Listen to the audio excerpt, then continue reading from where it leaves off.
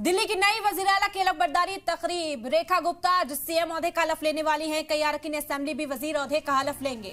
PM Modi अलगबर्दारी तकरीब में शामिल होंगे। बीजेपी के कई सीएम इस दौरान मौजूद रहेंगे। आपको बता दें कि रामलीला मैदान में दोपहर 12:30 बजे होगी अलगबर्दारी तकरीब। केजरीवाल आतिशी को भी दावतनामा भेजा गया है।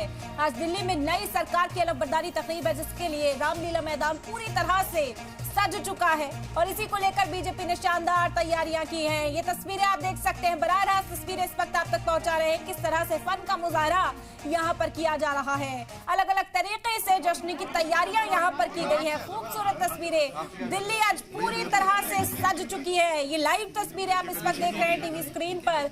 किस तरीके से जश्न मनाया जा रहा है, अलग अलग रिवायत यहाँ पर है। नरेंद्र मोदी जी के नेतृत्व में हम दिल्ली को दुनिया की सबसे सुंदर राजधानी बनाने में सफल होंगे।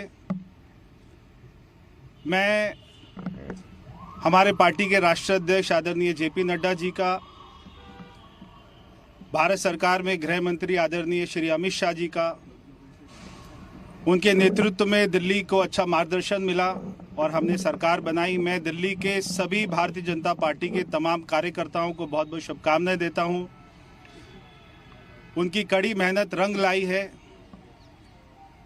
और दिल्ली की जनता का बहुत बहुत धन्यवाद कि आपने 48 सीटें जिताकर दिल्ली में हमारी सरकार बनाई है। आज बहुत ही महत्वपूर्ण दिन है। हमारा जो वायदा है दिल्ली से विकसित दिल्ली का, हम उसको पूरा करेंगे। हमारे मैनिफेस्टो में हर बात जो हमने बोली है हम उसको पूरा करेंगे। हम उसके लिए संकल्पबद्ध हैं।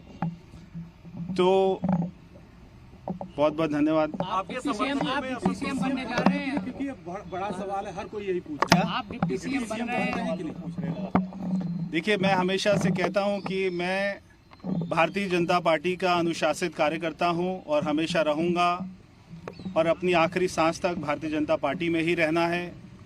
भारतीय जनता पार्टी ने मेरे पिताजी को दिल्ली का मुख्यमंत्री बनाया था, भारत का मंत्री बनाया था और वो भी आखिरी सांस तक पूरी ईमानदारी के साथ में पार्टी की सेवा करते रहे। आज पार्टी ने मुझे जो जिम्मेदारी दी है और वो जो जिम्मेदारी देते रहेंगे, मैं उसको निभाता रहूंगा। प्रवेश जी, ये सवाल है कि मतलब हर जगह जश्न है, लेकिन यहाँ पर उस तरीके से नहीं दिख रहा है और ये प्रदेश कार्यालय के बाहर ज्यादा मतलब क्या बचा है?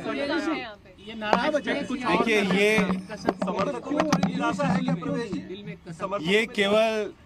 ये केवल मीडिया का आकलन है। ये केवल आपका मानना है, आपका सोचना है, मगर आज पूरे दिल्ली में एक बहुत ही खुशी का माहौल है।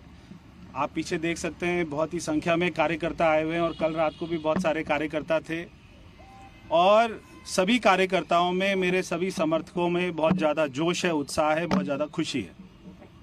सर, आगे सरकार की कौन सी कार्रवाई देखते हैं, क्योंकि बताया जा रहा है कि पुराने मामले खुलेंगे और एक बार शपथ ले लें, धीरे धीरे आपको पता लगेगा।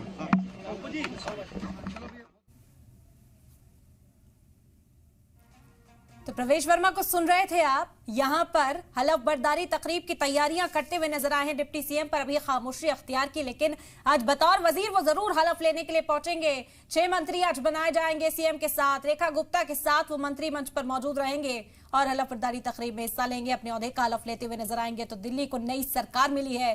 बीजेपी की यह सरकार 27 साल के बाद दिल्ली में वापसी करती हुई नजर आई है और रेखा गुप्ता के हाथ में पार्टी ने कमान दे दी है। रेखा गुप्ता अब ये बड़ी जिम्मेदारी निभाती हुई नजर आएंगी। चौंकाने वाला फैसला इसलिए नहीं कहा जा सकता क्योंकि पहले से कयास लगाए जा रहे थे कि किसी खातून को ही ये जिम्मेदारी सौंपी जा सकती है। रेखा गुप्ता की तस्वीरें भी लगातार आप तक पहुंचा रहे हैं, किस तरह का जज्बाती लम्हा उनके लिए रहा है। खुशी का इजहार करती हुई नजर आई। आला कमान का शुक्रिया अदा किया है। उनके परिवार में रात से ही, ऐलान के बाद से ही खुशियों का माहौल इस वक्त देखा जा सकता है।